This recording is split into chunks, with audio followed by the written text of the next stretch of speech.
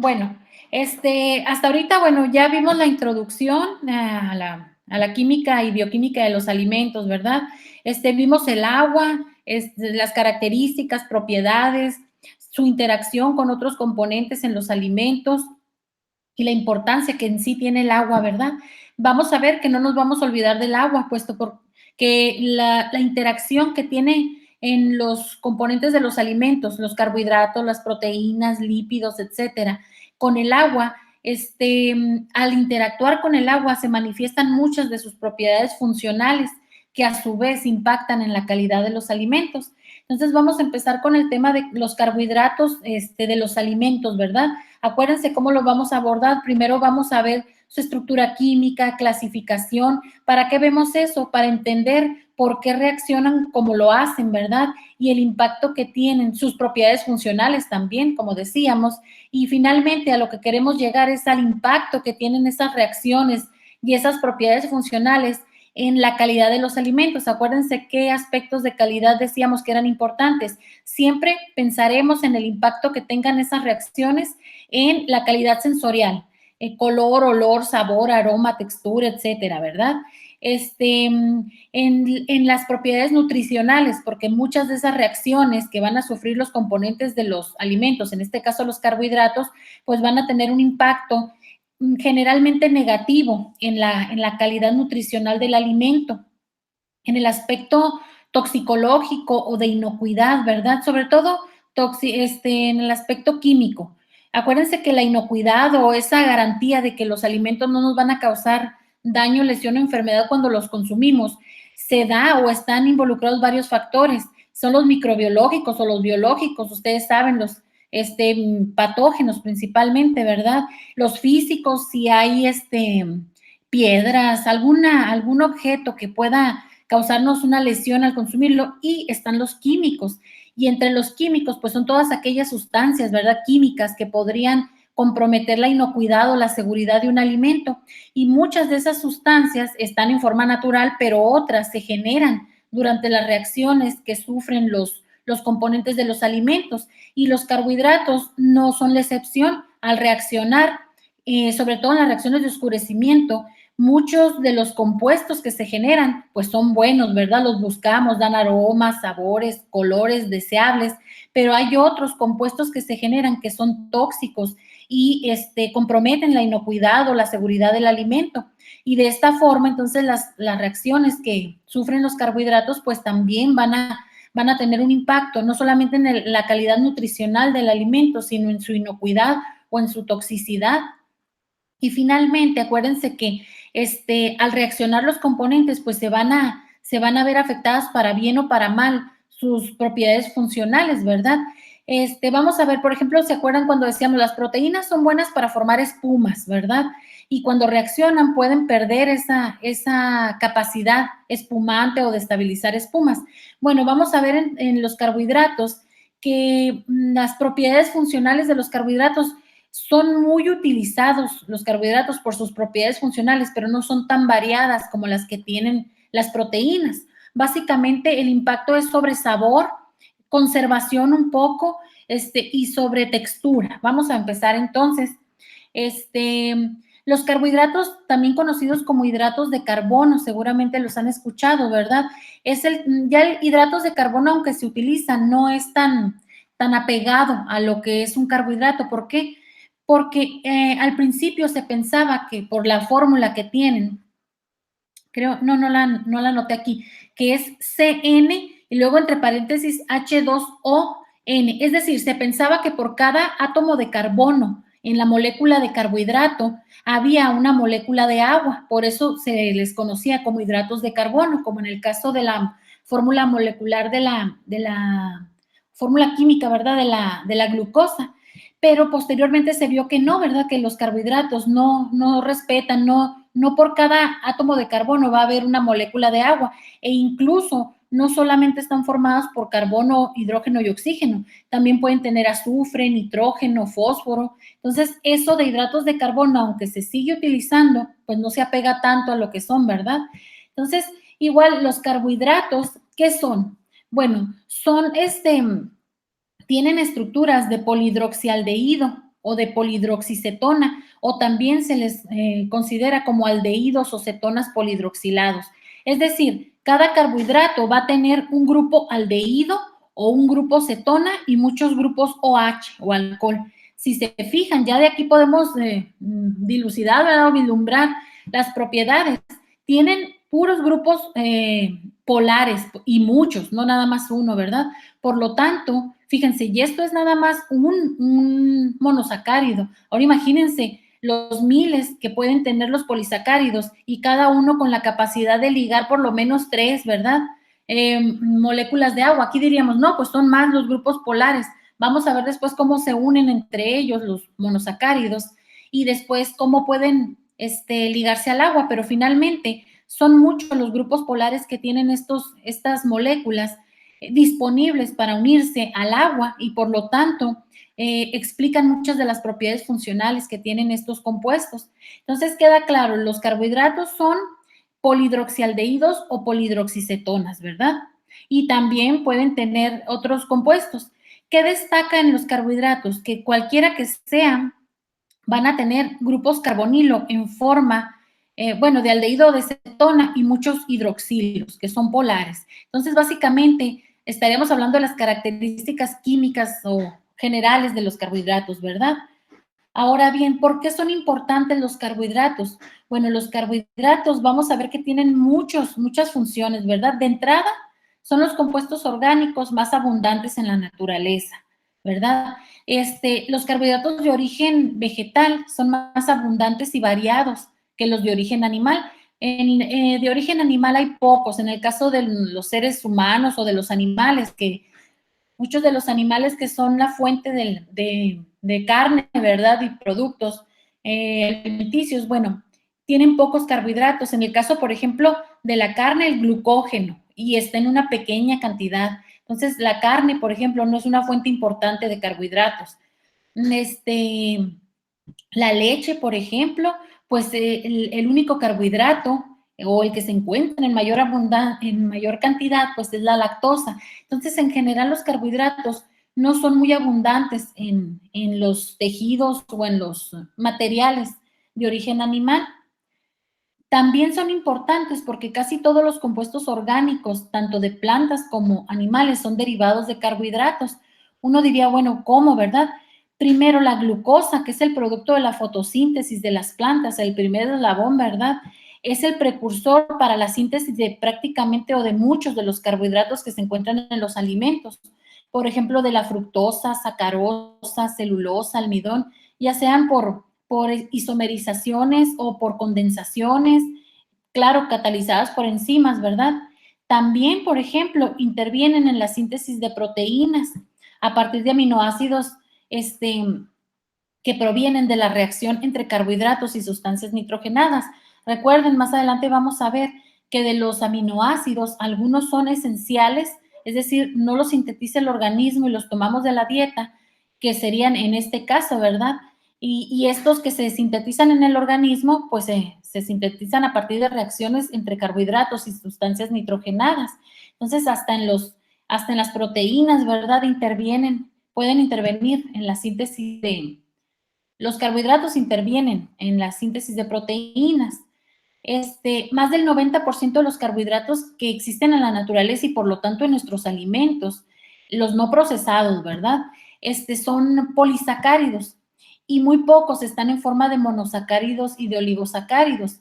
En los no procesados, porque en los procesados vamos a ver que uno de los problemas es la abundancia de carbohidratos simples, es decir, monosacáridos y oligosacáridos y el impacto que tienen en la salud, ¿verdad? El consumo de estos.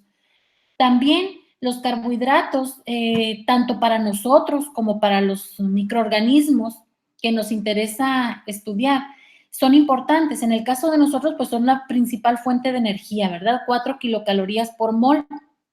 Es los carbohidratos, una molécula de glucosa se oxida completamente generando ATP, CO2 y agua, ¿verdad? Y da 4 kilocalorías por gramo.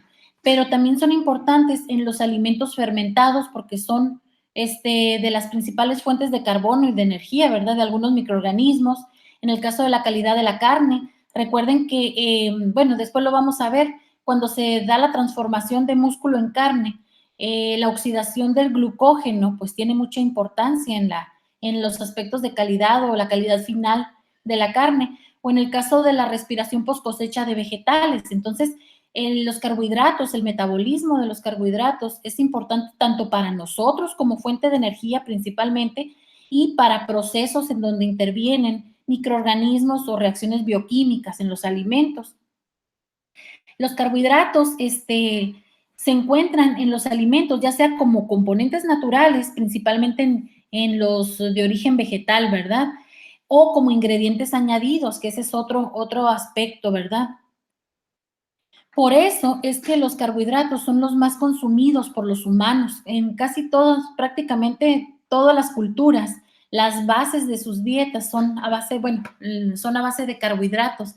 Del 70 al 80% de las calorías de las dietas de todas las culturas se obtienen de los carbohidratos, ya que se encuentran, como decíamos ahorita, son los más abundantes en la naturaleza, en el caso de todos los alimentos de origen vegetal, y se encuentran mucho en los alimentos procesados, son muy utilizados en el procesamiento de alimentos y aparte son de fácil disponibilidad y baratos. Entonces eso hace que el consumo de carbohidratos pues sea muy importante y que tenga, vamos a ver más adelante el impacto que tiene en la salud ese consumo de carbohidratos, ¿verdad? Puede ser bueno o malo también. Y finalmente, mucho por lo que se estudian los carbohidratos en alimentos es pues por las propiedades funcionales que tienen, ¿verdad? Los carbohidratos, principalmente los monosacáridos y oligosacáridos, llamados en conjunto azúcares simples, intervienen o generan o contribuyen a la generación de sabor, color y olor en los alimentos, como a través de las reacciones de oscurecimiento de tipo Maillard o caramelización, ¿verdad? Acuérdense, vamos a ver precisamente en este tema, que los carbohidratos al reaccionar o seguir ciertas rutas generan compuestos que imparten sabores, colores y olores.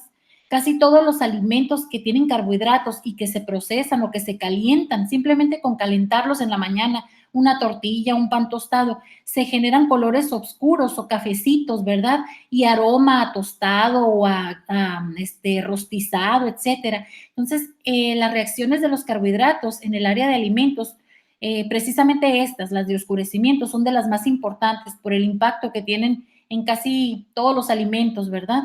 Que contienen carbohidratos. También en el caso, esto sería lo primero que vamos a revisar, vamos a ir revisando.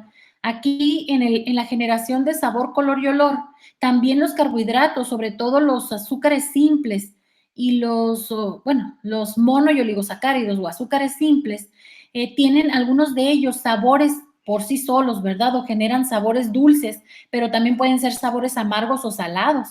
Muchas veces pensamos que los carbohidratos solamente dan sabores dulces, ¿verdad? Y vamos a ver que no necesariamente. Los polisacáridos, que son otro tipo de carbohidratos o producto de la condensación de los monosacáridos, sobre todo no generan sabores, colores ni olores. De hecho, son insípidos, por sí solos no tienen ninguna de estas características ni participan en reacciones que las generan, porque son moléculas muy grandes. Pero tienen otras funciones en los alimentos, sobre todo impactan en la textura, ya sea formando geles, que vamos a ver que son muy importantes, y también en el aumento de la viscosidad de los alimentos. Muchas de las salsas de tomate, de cualquier alimento, le damos cierta viscosidad gracias al uso de gomas o de polisacáridos. Entonces vamos a ver, ese es el impacto y también en la conservación un poco influyen, puesto que al ligar o al tener la capacidad de ligar gran cantidad de agua, pues contribuyen a reducir la actividad de agua del alimento. Si están presentes van a contribuir, ¿verdad? Y también hay métodos de conservación, como por ejemplo en el caso de los cristalizados, que a base de carbohidratos se reduce a cierto nivel en la actividad de agua que los hace estables a los alimentos. Entonces, estas serían algunas de las propiedades o características de los carbohidratos. Sí, dígame. Sí, Este, por ejemplo, sí de que dicen mucho que la catsup no es un fluido newtoniano. ¿Tiene algo que ver entonces? Sí, sí tiene que ver los carbohidratos, los polisacáridos, al influir en la viscosidad, sí tiene que ver los carbohidratos y el comportamiento. Más adelante vamos a ver eso, vamos a ver cómo los carbohidratos interactúan con el agua y aumentan la viscosidad o cambian sus propiedades reológicas. Y esto tiene que ver mucho con los polisacáridos presentes en el alimento. No sé si me expliqué más o menos. Sí, Sí, sí, o sea, nosotros podemos, a base de polisacáridos, podemos cambiar o podemos influir en las propiedades reológicas del alimento. Tan simple como cuando hacemos una salsa, por ejemplo, o queremos espesar o dar mayor viscosidad a un líquido. Lo que hacemos, lo que más común es tomar harina o maicena, disolverla en agua fría y posteriormente agregarla al líquido que queremos espesar o aumentar su viscosidad y lo calentamos. No sé si han hecho atole, por ejemplo, ustedes, atole maicena, el que ya venden para preparar, ¿verdad? Que dice, primero disuélvalo en leche fría o en agua fría. Es muy importante cada paso, porque si nosotros calentamos la leche y agregamos directamente en este caso los polisacáridos, la harina, prácticamente es almidón, ¿verdad? Vamos a ver que las propiedades o las características de esa pasta van a ser diferentes a las que se obtienen si gradualmente se va calentando por el fenómeno de gelatinización del almidón. Entonces, sí, claro, las propiedades reológicas de los líquidos dependen, en este caso de las salsas de katsu, por ejemplo, dependen mucho del tipo de carbohidrato, de polisacárido que tiene y de su interacción o de la interacción de con el agua. Entonces lo vamos a ver, no todos los polisacáridos sirven para espesar, así como no todos los polisacáridos tienen la capacidad de formar geles. Bueno, ¿y en qué radica esto, verdad? Porque unos sí y otros no. Bueno, mucho se explica por su estructura química que vamos a revisar. Entonces, sí, claro, lo que comentaba Andrea es que si los carbohidratos, ¿verdad? O los polisacáridos en este caso, influyen en el comportamiento reológico de los líquidos o en este caso de catsup, claro que sí, sí, de hecho sí, si no es que es de los que más influyen. Bueno, vamos a ver primero la clasificación de los carbohidratos. Bueno, seguramente ustedes han escuchado mucho, ¿verdad? Sobre la clasificación de los carbohidratos. Los carbohidratos los podemos clasificar en 3 grupos: monosacáridos, oligosacáridos y polisacáridos. Cada uno de ellos, cada uno de estos grupos tiene ciertas características. En el caso de los monosacáridos, pues son las unidades estructurales de los carbohidratos, ¿verdad? Son carbohidratos que no se pueden hidrolizar en otros más simples, son las unidades estructurales. A los monosacáridos junto con los oligosacáridos se les conoce como azúcares simples. En el caso de los monosacáridos, bueno, son las unidades estructurales, como decíamos, y se pueden clasificar en función de 2 criterios, ¿verdad? Dependiendo del grupo funcional que los define, acuérdense de lo que decíamos ahorita, pueden ser aldehídos o cetonas, y también dependiendo del número de átomos de carbono que tengan las moléculas. En el caso de los oligosacáridos, pues son el producto de la condensación de 2 o hasta 20 monosacáridos. En pocas palabras, pocas unidades de monosacáridos, ¿verdad? Entre los más importantes en el área de alimentos se encuentran los siguientes: los disacáridos, incluso el prefijo dice todo, ¿verdad? Di, tri, tetra, nos habla del número de monosacáridos que forman ese tipo de moléculas. En el caso de disacáridos, pues están formados por 2 monosacáridos que pueden ser del mismo tipo, como el caso de la maltosa, ¿verdad? Están unidas 2 glucosas, o de diferente tipo, por ejemplo, el caso de la lactosa o el azúcar de la leche, que es glucosa y galactosa. Entonces pueden ser del mismo tipo o de diferente, ¿verdad? Los trisacáridos como la rafinosa, la tetra como la estaquiosa y pentasacáridos como la verbascosa. Son, seguramente lo han leído ustedes, son los que se encuentran en las leguminosas o como en los frijoles o en las oleaginosas como el cacahuate, y al ser poco digeridos, prácticamente forman parte de la fibra o de esa fracción de carbohidratos que no se pueden digerir porque no tenemos las enzimas, pero los microorganismos del colon sí los utilizan. Entonces, al utilizarlos generan ácidos, generan gases y pueden afectar la digestión y dar problemas digestivos. Por ejemplo, los frijoles cuando los cocinan, ¿verdad? Se recomienda que se pongan a remojar para ablandarlos y sobre todo también para eliminar este tipo de carbohidratos, puesto que son carbohidratos, son hidrosolubles y muchos de estos se pueden eliminar por lixiviación, ¿verdad? Entonces, si nosotros ponemos a remojar los frijoles, por ejemplo, vamos a eliminar muchos de estos carbohidratos que son utilizados por los microorganismos para fermentarlos y dar problemas gastrointestinales, ¿verdad? Entonces, si una vez, aparte pero acuérdense que también en esa lixiviación se pueden ir vitaminas, ¿verdad? O minerales. Entonces, estos serían algunos de los oligosacáridos importantes. No quiere decir que sean los únicos, ¿verdad? Hay muchos más que pueden tener importancia en el área de alimentos. Estos son de los más conocidos. Y finalmente tenemos los polisacáridos. ¿Qué son? Son moléculas de alto peso molecular, ¿verdad? Se consideran productos de la condensación de más de 20 monosacáridos, hasta miles. También se les conoce como azúcares complejos y se pueden clasificar en función de estos criterios, por ejemplo, en función de su composición. Los polisacáridos pueden estar formados por un mismo tipo de monosacáridos, por ejemplo, el almidón o el glucógeno, ¿verdad? Por ejemplo, o la celulosa, que están formados por puras moléculas de glucosa. Esos son homopolisacáridos y los heteropolisacáridos pues estarían formados por diferentes tipos de monosacáridos, como por ejemplo la mayoría de las gomas, como vamos a ver, por su forma. Algunos pueden ser lineales, como por ejemplo la amilosa del almidón, o qué otra podría ser, bueno, algunas gomas, ¿verdad? O ramificados también, algunas como el glucógeno o como la amilopectina del almidón. Por función biológica, bueno, algunos carbohidratos son de reserva energética. Acuérdense que en el caso de los animales, incluyendo al hombre, el carbohidrato de reserva energética es el glucógeno, ¿verdad? Que se encuentra en el hígado y en músculo. Y en el caso de las plantas, pues principalmente es el almidón, aunque también la inulina también puede considerarse como de reserva energética. Tienen carga eléctrica. Muchas veces pensamos que los carbohidratos son neutros, es decir, que no tienen carga, ¿verdad? Pero muchos de ellos sí son neutros, como los almidones, por ejemplo, nativos, o pueden tener carga eléctrica negativa, como por ejemplo las carrageninas, ¿verdad? O otras gomas.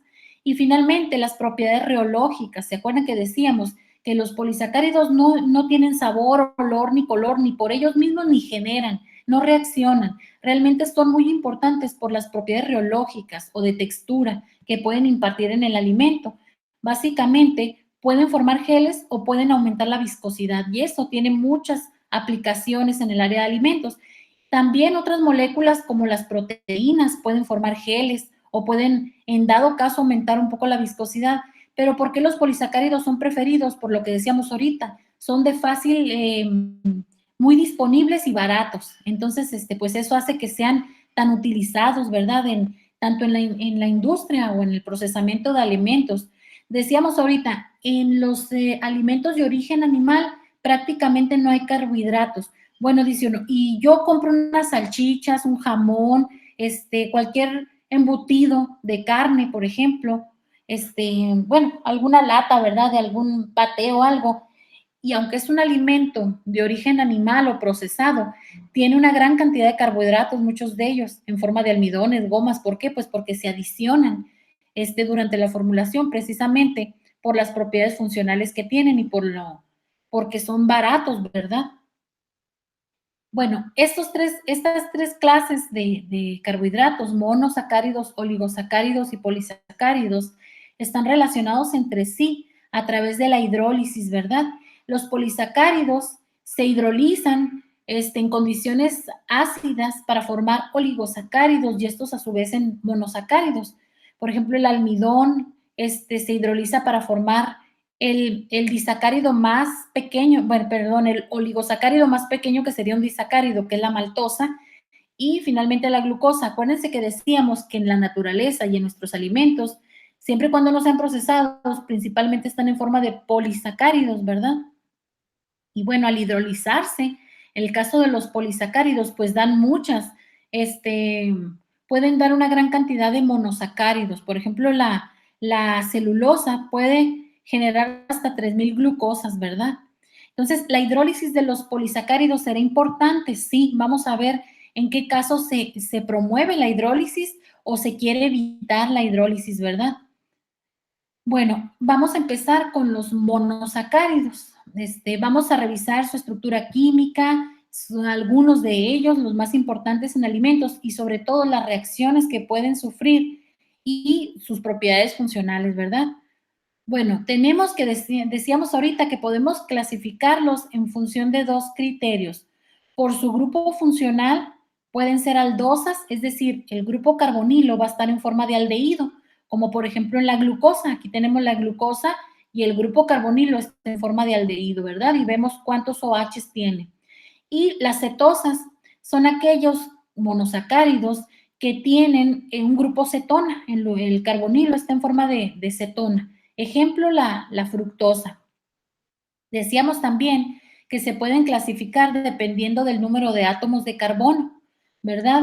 Tenemos los carbohidratos que tienen grupos aldehídos, se les da la terminación osa, y a los que tienen grupo cetona, la terminación ulosa. Ahorita vamos a ver ejemplos de hexosas, es decir, de monosacáridos que tienen 6 átomos de carbono y un grupo aldehído, o de hexulosas, que son pues los que tienen 6 átomos de carbono y un grupo cetona. Por ejemplo, la glucosa es una hexosa, la fructosa es una hexulosa. Bueno, el sufijo osa pues designa un carbohidrato, los prefijos aldo y ceto pues van a identificar la naturaleza del grupo carbonilo, como decíamos ahorita, y el número de átomos de carbono del monosacárido se va a identificar con los términos tri, tetra, penta, hexa. Por ejemplo, aquí es más fácil cuando los vemos en ejemplos, ¿verdad? Aunque en general y hasta en los artículos científicos, en la mayoría de la bibliografía, se utilizan más los nombres comunes o triviales que los de la IUPAC, ¿verdad? Entonces, por ejemplo, la glucosa, más que conocerla como bueno, es una aldohexosa, pues la conocemos como glucosa, a la fructosa, la ribosa. Entonces, la glucosa, pues es una aldohexosa, la fructosa es una cetohexosa, la ribosa una aldopentosa, la cedoheptulosa es una cetoheptosa, si se fijan, por el prefijo ceto indica que es una cetona, ¿verdad? Y la heptosa, pues que son 7 átomos de carbono. Bueno, los monosacáridos son isómeros. Vamos a recordar un poquito qué son los isómeros, ¿verdad? ¿Por qué es importante esto? Porque muchos de las reacciones que sufren los monosacáridos son de isomerización. Por ejemplo, vamos a ver más adelante las características o algunas propiedades de los jarabes de maíz altos en fructosa. Si bien es cierto, la fructosa es un monosacárido que se encuentra en la naturaleza, no abunda, que lo acabamos de decir, ¿verdad? Los carbohidratos principalmente están en la naturaleza en formas polimerizadas, es decir, en forma de almidón, en forma de celulosa, pero no están en forma de monosacáridos en general. Bueno, ¿y de dónde entonces se obtienen los jarabes de maíz altos en fructosa, verdad? ¿A poco se ponen a extraer de las frutas o de las fuentes naturales la fructosa? No, lo que se hace son reacciones, por ejemplo, si el almidón es el componente más abundante en el maíz, por ejemplo, lo que se hace es a ese almidón que se encuentra en el maíz, por ejemplo, se puede hidrolizar. El almidón, acuérdense que es un polisacárido formado por glucosas. Entonces se puede hidrolizar, el almidón de maíz se hidroliza por métodos enzimáticos o químicos o combinaciones, ¿verdad?, de ambos, y esos jarabes de maíz altos en glucosa se isomerizan es decir, la glucosa se convierte a su isómero fructosa. ¿Para qué se hace esto? Dirán ustedes, ¿verdad? Bueno, acuérdense que la fructosa es el azúcar más dulce, ¿verdad? Es mucho más dulce que la glucosa. De hecho, casi 2 veces más dulce que la sacarosa o el azúcar común. Y aparte, dirán ustedes, bueno, con poca cantidad de fructosa se puede lograr un poder edulcorante mayor, ¿verdad? O un sabor dulce más intenso. y aparte tiene otras propiedades funcionales. Por ejemplo, la fructosa no cristaliza y evita que otros componentes de los alimentos cristalicen. Por eso es que se utiliza tanto en las bebidas. Uno pensaría que les ponen sacarosa, ¿verdad? Para endulzarlos, pero no, se utilizan jarabes de maíz altos en fructosa. Aparte, la fructosa puede reaccionar o intervenir en las reacciones de oscurecimiento y eso hace que intensifique los colores oscuros o los que buscamos en los alimentos. Entonces, tiene muchas propiedades funcionales la fructosa, por eso es que se utiliza tanto en alimentos que tienen sabores dulces como en los que no tienen sabores dulces. Muchas de las salsas catsup y de muchos otros productos tienen fructosa y ese uso indiscriminado o excesivo de fructosa tiene un impacto en la salud de los seres humanos, que vamos a ver más adelante la relación de la ingesta excesiva de fructosa con la incidencia de diabetes tipo 2, por ejemplo. Nosotros podríamos pensar, pues si yo casi no como fructosa, ¿verdad? Yo no como cosas dulces. Tal vez no dulces, pero sí productos industrializados y muchos de estos utilizan la fructosa o los jarabes de maíz altos en fructosa. Por eso es que y esta fructosa o esos jarabes se obtienen por reacciones de isomerización precisamente, porque la fructosa es un isómero de la glucosa. La glucosa fácilmente se puede obtener por hidrólisis del almidón, por ejemplo. Entonces, por eso se revisan los isómeros de los monosacáridos. Entonces, aquí tenemos, ustedes recordarán que los isómeros, pues son compuestos, ¿verdad?, que tienen fórmulas moleculares. Tienen la misma fórmula molecular, pero diferentes estructuras, ¿verdad? Los isómeros pueden ser isómeros estructurales, por ejemplo, aquí tenemos el gliceraldehído, que es una triosa, y la dihidroxicetona, que es una triulosa. Es decir, este es un carbohidrato que es una aldosa formada con 3 átomos de carbono y esta es una cetosa con 3 átomos de carbono, ¿verdad? Estos son isómeros, si se fijan, tienen el mismo número de carbonos, de hidrógenos y oxígenos, pero son isómeros estructurales.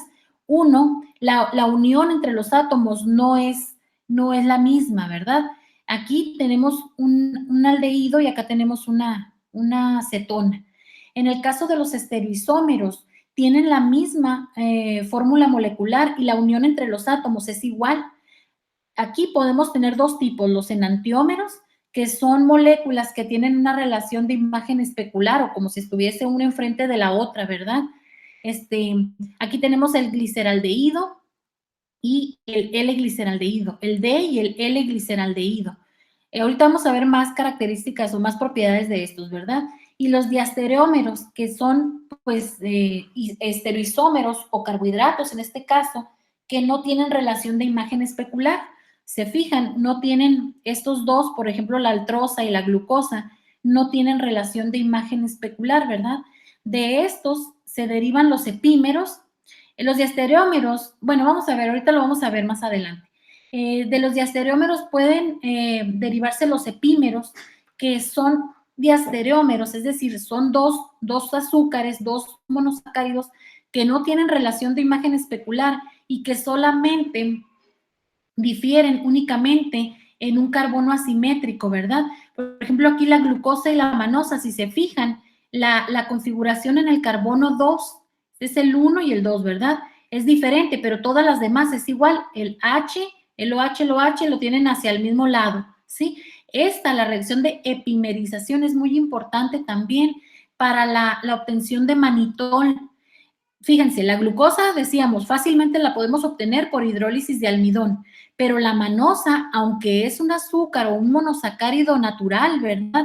No abunda en los alimentos, en la naturaleza. Entonces, ¿cómo podemos obtener manosa y posteriormente manitol? El manitol es un edulcorante que se usa mucho en chicles, por ejemplo, o es un azúcar alcohol que se les llama, que los vamos a ver más adelante. Es un tipo o derivado de los azúcares, ¿verdad? Que el manitol se utiliza mucho como edulcorante en chicles y en otros alimentos, ¿verdad?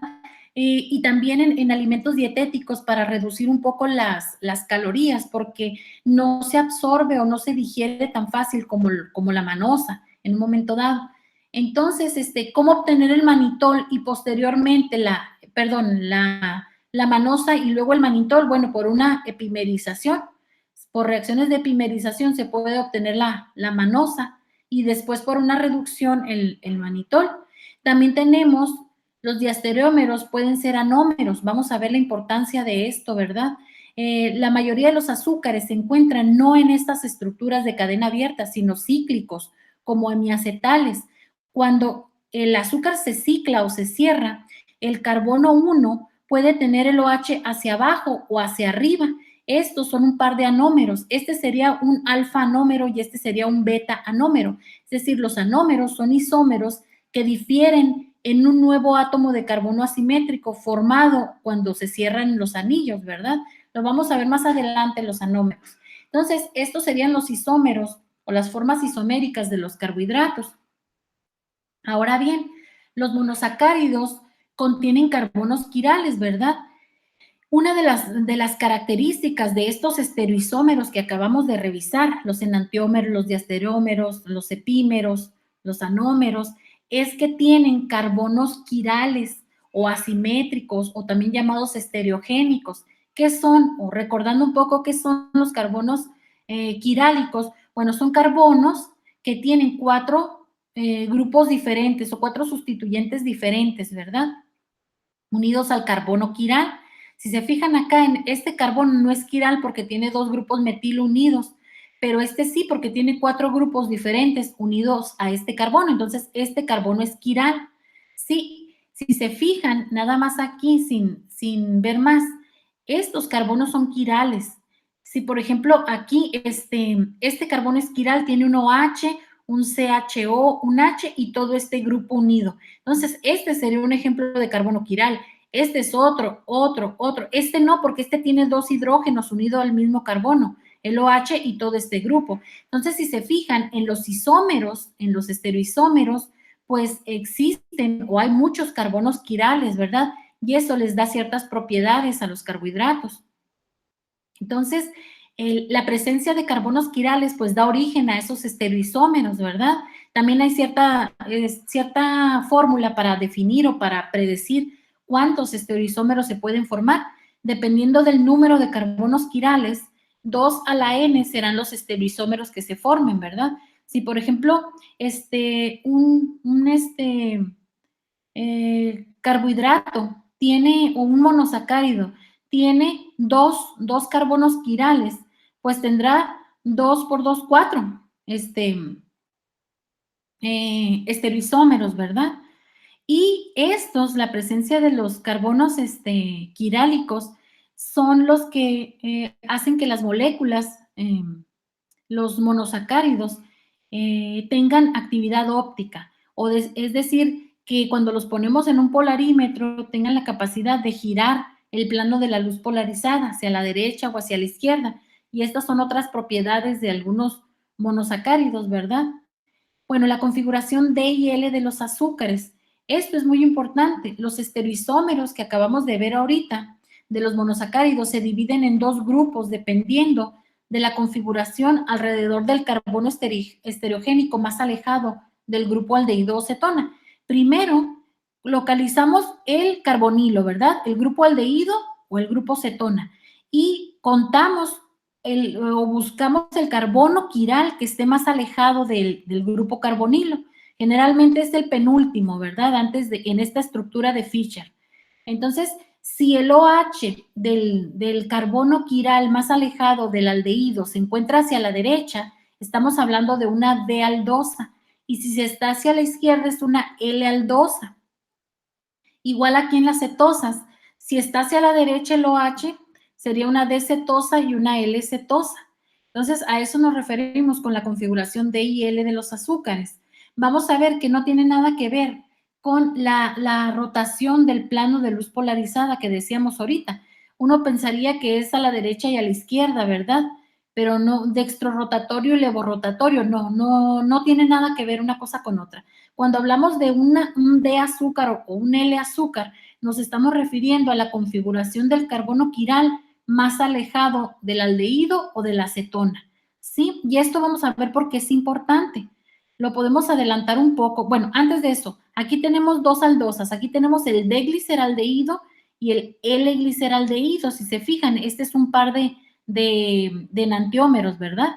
Aquí tenemos la D-eritrulosa y la L-eritrulosa. Estos son otro par de enantiómeros. Tienen relación de imagen especular. Aquí tenemos la serie de las D-aldosas. ¿Se acuerdan ahorita que decíamos las triosas son aldosas con 3 carbonos? Aquí están, ¿verdad? Este es el D-gliceraldehído. Tenemos un D-gliceraldehído, tenemos dos tetrosas, la D-eritrosa y la D-treosa. Si se fijan es D, pero tiene un signo menos. Ahorita vamos a ver esos signos menos y más, qué significan, ¿verdad? Dentro de las pentosas tenemos la ribosa, la D-ribosa, la D-arabinosa, la D-gilosa y la D-lixosa. Acuérdense que cada una de estas tiene su enantiómero L, ¿verdad? La L-ribosa, ¿cómo lo obtenemos? Nada más construyendo la imagen especular de la D-ribosa. Y acá las que más abundan son las hexosas, tanto en la naturaleza como son las de las más importantes, ¿verdad? Las hexosas, las pentosas. Por ejemplo, aquí tenemos la alosa, la altrosa, la glucosa, también conocida como dextrosa, la manosa, gulosa, la idosa, galactosa y talosa. ¿Por qué las D nos interesan más que las L? Acuérdense que las enzimas, cómo trabajan, ¿verdad? La estereoquímica y las enzimas. Las D-aldosas son las únicas que podemos asimilar. Entonces, son las únicas que el cuerpo puede absorber, ¿verdad? Pero, ¿por qué es importante esto? Porque también existen, aunque en menor cantidad, existe la L-glucosa a lo mejor. Y las D, la serie D o las D, pues sí, la serie D, ¿verdad? De los monosacáridos son los que asimilamos o los que entran a nuestras células y se pueden metabolizar, pero los L no. Y los L son muy utilizados para dar sabor dulce a algunos alimentos sin aportar calorías, es decir, para la fabricación de alimentos bajos en calorías o para obtener edulcorantes no calóricos, ¿verdad? ¿Por qué? Porque muchos de los enantiómeros de la glucosa, por ejemplo, su enantiómero, el L, no se va a absorber, no va a generar, no se va a metabolizar, no va a generar ATP ni energía, pero tiene poder edulcorante. A lo mejor no el mismo, pero muchos de estos tienen poderes o capacidad o poder edulcorante, por eso es que se utilizan. Entonces, por eso es que aunque no se metabolicen, porque uno podría decir, bueno, ¿y por qué son importantes en alimentos las L-aldosas? Bueno, aunque no abundan, se pueden obtener como edulcorantes no calóricos. ¿Por qué? Porque no se metabolizan, ¿verdad? También tenemos otra forma de representar a las D-aldosas. Serían la estructura de Rosanov. Aquí nada más se indica el grupo aldehído con un círculo en la parte superior y los OH de las moléculas, ¿verdad? Y hacia dónde están. Aquí tenemos las D-cetosas. Este es el mismo caso, ¿verdad? Que las D-aldosas. Nada más las D se metabolizan. Aquí tenemos la triulosa, que tenemos una nada más la dihidroxiacetona, ¿verdad? Que tiene un grupo, el carbonilo está como cetona y son 3 carbonos, ¿verdad? El de la molécula. Tenemos la tetrulosa, la única tetrulosa que es la eritrulosa. Las pentulosas son 2, la ribulosa y la gilulosa. Acuérdense que estas son las D, pero están su enantiómero, el L, ¿verdad? Y tenemos también las hexulosas, la cicosa, la fructosa o lebulosa, la sorbosa y la tagatosa. Estas serían los monosacáridos más importantes, ¿verdad? En alimentos. Bueno, lo que decíamos ahorita, ¿verdad? Las configuraciones D y L de los monosacáridos no indican hacia dónde se desvía el plano de luz polarizada del azúcar o hacia dónde lo desvía, ¿verdad? Acuérdense que decíamos ahorita que la presencia de carbonos quirales hace que tengan actividad óptica los monosacáridos. Entonces, si por ejemplo nosotros aquí tenemos un polarímetro, ¿verdad? Si nosotros ponemos en esta camarita verde, ¿verdad? Una solución de moléculas con actividad óptica, es decir, con carbonos quirales, al hacer pasar a través de esta un rayo de luz polarizada, o bueno, sí, luz polarizada, las moléculas, si son quirales, si tienen actividad óptica, van a desviar el plano de luz polarizada hacia la derecha o hacia la izquierda. Esto es vamos a observar una cierta rotación, un cierto ángulo de rotación, ¿verdad? Ahora bien, las moléculas que desvían el plano de luz polarizada hacia la derecha se indican con un signo más entre paréntesis y se les conoce como dextrorrotatorias, y a las como la glucosa, por ejemplo, la de glucosa, ¿verdad? Miren, por ejemplo, acá teníamos que la de glucosa, la de glucosa es dextrorrotatoria, de ahí su término de dextrosa. De hecho, en los reactivos, en los botes de reactivos, muchas veces en lugar de glucosa se le pone dextrosa, ¿verdad? Se identifica como dextrosa. Y en el caso de la fructosa, desvía el plano de luz polarizada hacia la izquierda y se le conoce como levulosa también, ¿verdad? De levo de izquierda, ¿verdad? Entonces, las moléculas que desvían el plano de luz polarizada hacia la derecha son dextrorrotatorias y las que lo hacen hacia la izquierda son levorrotatorias y se indican con un signo negativo, entre paréntesis. Entonces, no hay que confundir el término D y L con dextrorrotatorio y levorrotatorio, ¿verdad?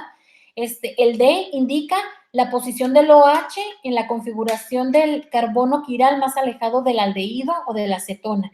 Y el L indica que es hacia la izquierda. Y en este caso, si queremos indicar que la molécula es dextrorrotatoria o levorrotatoria, se hace con un signo más o uno menos, respectivamente.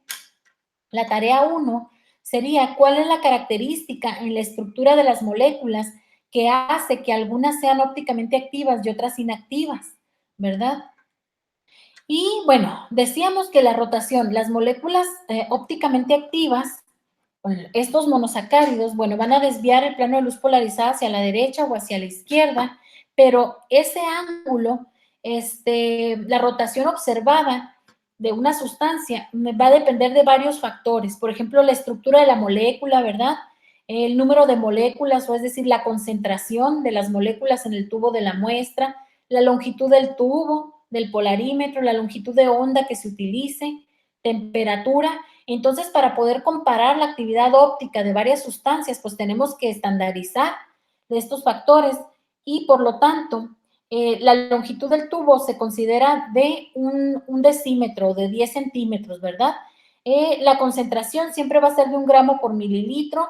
La temperatura, pues generalmente es ambiente.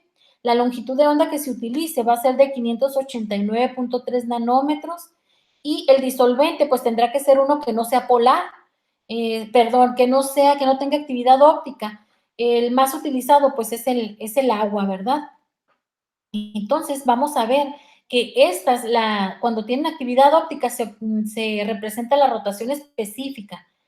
Entonces, ahorita vamos a ver, ¿verdad? Bueno, algunas características de los enantiómeros, es decir, aquellos carbohidratos o aquellos monosacáridos que tienen relación de imagen especular, son, en pocas palabras, que tienen una rotación específica de igual magnitud, pero de signo contrario. Por ejemplo, la L-glucosa y la D-glucosa van a tener, no la tenemos aquí, ¿verdad? Pero, por ejemplo, el D-gliceraldehído y el L-gliceraldehído, si se fijan, la rotación específica es el D es dextrorrotatorio con 13.5 y el L menos 13.5. Y todos los valores físicos, como por ejemplo punto de fusión, punto de ebullición, densidad, solubilidad, etcétera, van a ser iguales. ¿Y por qué? ¿Cuál es la diferencia entonces desde el punto de vista de tecnología de alimentos, verdad? Entre otras, lo que decíamos ahorita, que el poder edulcorante, a lo mejor el D-gliceraldehído es dulce y este es salado, y aparte que uno se metaboliza y el otro no, por ejemplo, ¿verdad? Puede ser. Entonces, esas serían las características de los enantiómeros. Aquí tenemos, por ejemplo, la rotación específica a 20 grados centígrados. Por ejemplo, aquí tenemos la glucosa, ¿verdad? La glucosa, la D-glucosa menos 26 y la L-glucosa más 26. Ahorita vamos a ver esto de la rotación específica, en qué podríamos utilizarlo o aplicarlo. Los diastereómeros decíamos que son estereoisómeros que no tienen relación de imagen especular, ¿verdad? Pero son isómeros. Tienen configuraciones opuestas en algunos o en más de los carbonos quirales y todos los valores como punto de fusión, punto de ebullición, solubilidad, pues son diferentes, aunque sean estereoisómeros, ¿verdad? Los epímeros decíamos que son aquellos que nada más difieren en la posición del OH o en la configuración de uno de los carbonos quirales. En este caso, por ejemplo, la eritrosa y la treosa son epímeros en el carbono 2. Si se fijan, todo es igual excepto la posición del OH del carbono 2. La alosa y la altrosa son epímeros en, en el carbono 2 también, ¿verdad? La glucosa y la manosa también son epímeros en el carbono 2. Entonces, todos estos que son epímeros por reacciones de epimerización se pueden intercambiar, ¿verdad? Acuérdense que los epímeros tienen propiedades muy diferentes. A lo mejor este es muy dulce, el otro no, ¿verdad? La glucosa y la galactosa también son epímeros aquí, la glucosa y la galactosa. Esto también, más adelante les comento en la lactulosa, que es un carbohidrato, es un oligosacárido que se forma en la leche cuando se calienta y se da una epimerización de la galactosa de la lactosa. Bueno, la lactosa se hidroliza y esa galactosa se convierte en glucosa y hay una serie de cuestiones tecnológicas, ¿verdad? En el caso de la leche, que después vamos a ver. Entonces, estos serían los epímeros. Vamos a ver algunas características de algunos de los carbohidratos de monosacáridos que se pueden encontrar más comúnmente en los alimentos. Acuérdense que en general los monosacáridos no son muy abundantes, ¿verdad? Pero en alimentos procesados o en algunos en forma natural, pues sí pueden estar en cantidades importantes algunos de ellos. Por ejemplo, la glucosa. La D-glucosa, pues es el más abundante en la naturaleza de los monosacáridos, ¿verdad? También se conoce como dextrosa porque es dextrorotatorio. Y, por ejemplo, en el caso de las uvas, constituye el 95% de los azúcares totales de la uva, fíjense. Ustedes recordarán que el cerebro humano, ¿verdad? En este caso, nada más utiliza glucosa para metabolizar y realizar sus funciones. Tan es así que el cuerpo humano tiene vías metabólicas donde puede convertir otras fuentes, como por ejemplo los lípidos, proteínas, o o en el caso del glucógeno, pues hidrolizarlo nada más a glucosa, ¿verdad? Pero otros compuestos que forman parte de la composición del organismo pueden convertirse en glucosa para obtener energía para el cerebro, ¿verdad? Entonces, ahí la clave de las dietas bajas en carbohidratos, ¿verdad? Que al no consumir carbohidratos, sobre todo carbohidratos simples, o que se pueden metabolizar, el cuerpo, como necesita glucosa para el cerebro, utiliza sus reservas de lípidos o incluso de proteínas, puede llegar a utilizarlos más adelante, ¿verdad? Cuando ya se agotan las de lípidos, para obtener energía a través de gluconeogénesis, por ejemplo. Entonces, en el caso, no sé si han escuchado que dicen que cuando van a estudiar para que tengan un mayor rendimiento, que consuman uvas. Las abuelitas decían mucho, ¿verdad? Que cuando vayan a estudiar, coman pasas para que tengan mejor rendimiento.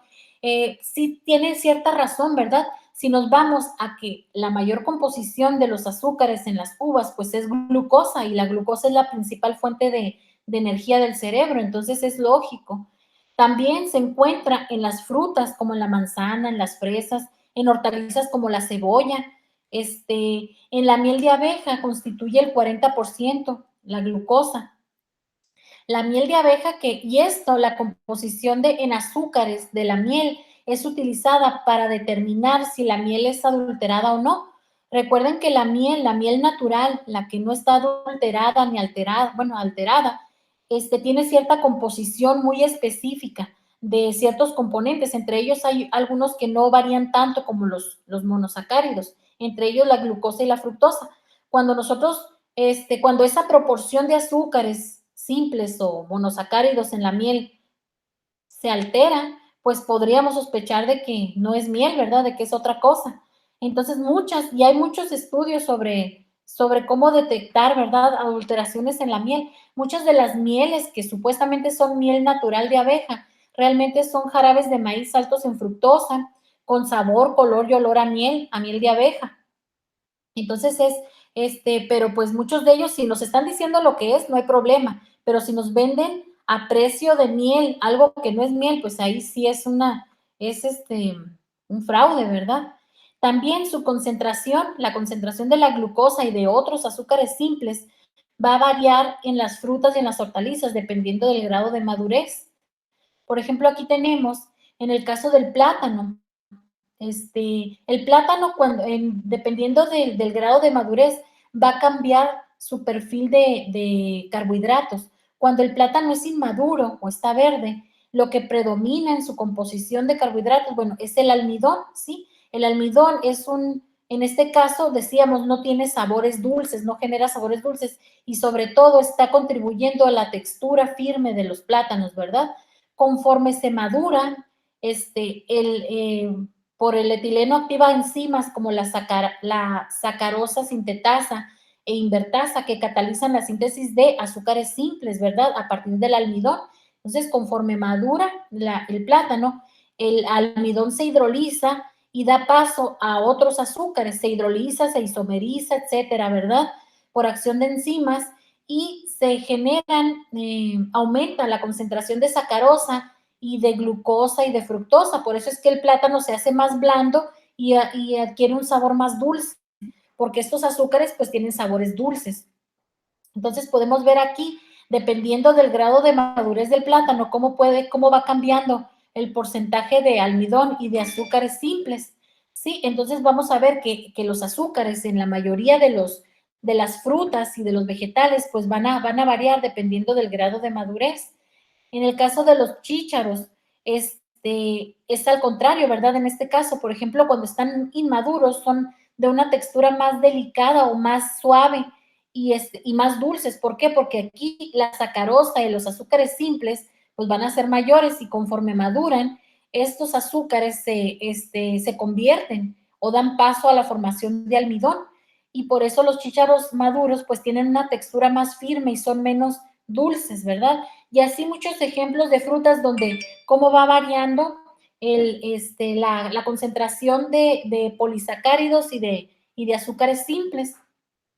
En el caso de las papas, se recomienda que las papas que van a industrializarse, es decir, que se van a calentar, que se van a freír, que se van a rostizar a lo mejor, es decir, que se van a tratar térmicamente sin agua, no se deben almacenar a menos de 12 grados. ¿Por qué? Porque el almidón de la papa se va a hidrolizar por efecto de enzimas, ¿verdad? Amilolíticas y va a generar sacarosa, glucosa, fructosa. Estos azúcares participan, bueno, vamos a ver que la sacarosa en las reacciones de caramelización, ¿verdad?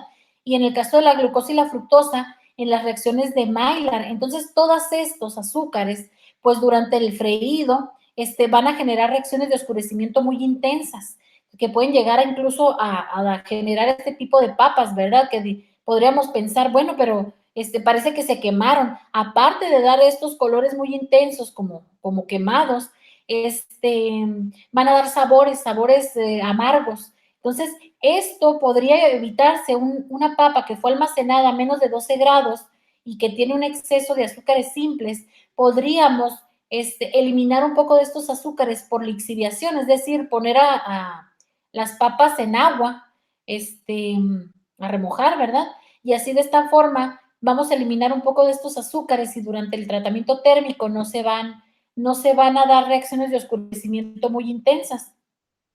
Y aquí en la papa, no solamente es el problema del oscurecimiento, también la formación de acrilamida, que es una sustancia tóxica, ¿verdad? Asociada a alimentos que han sufrido reacciones de oscurecimiento.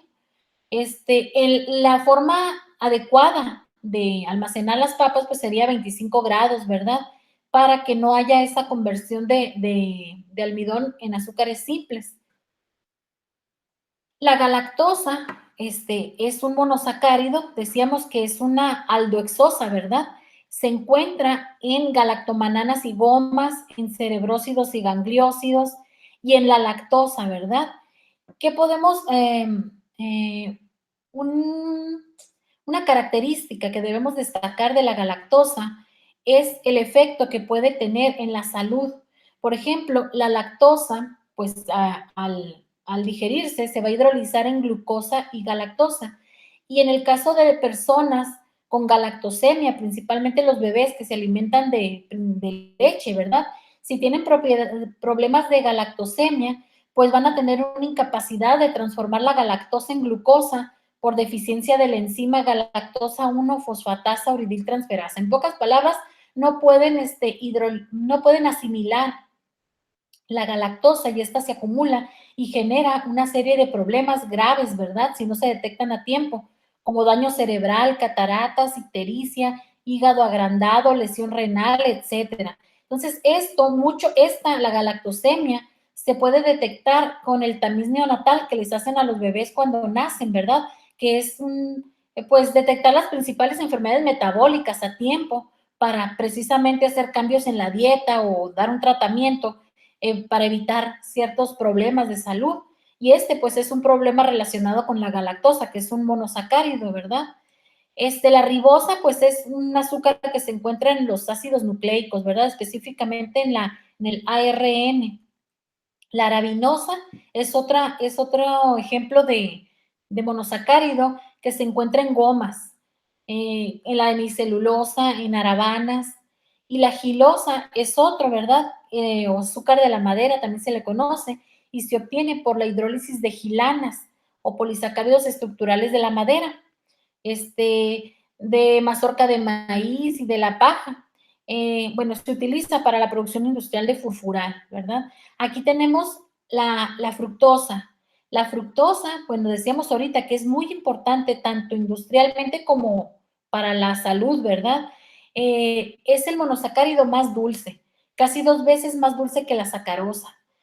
Se conoce como lebulosa, lo que decíamos, porque es levorrotatorio, presenta elevada solubilidad y por esta característica, entre otras, es muy utilizado en confitería como azúcar invertido o como jarabe de maíz de alta fructosa, lo que decíamos, ¿verdad? Y azúcar invertido vamos a ver más adelante qué es la sacarosa. Acuérdense que la sacarosa está formada por glucosa y fructosa, ¿verdad? Entonces, al hidrolizarse, pues se libera la fructosa y el azúcar invertido, pues es más dulce. Se encuentra en jugos de frutas, constituye hasta el 55% de los jarabes de maíz ricos en fructosa y hasta el 40% en la miel de abeja. Entonces, la fructosa junto con la glucosa, pues forman parte de los monosacáridos de la miel que se detectan o que no se ven no tendrían que estar alterados en una miel de abeja original, ¿verdad?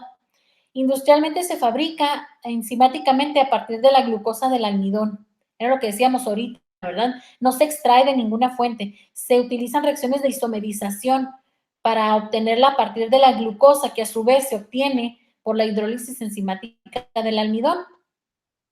La tarea 2 serían los azúcares en su forma L son menos numerosos y abundantes en la naturaleza que las formas D.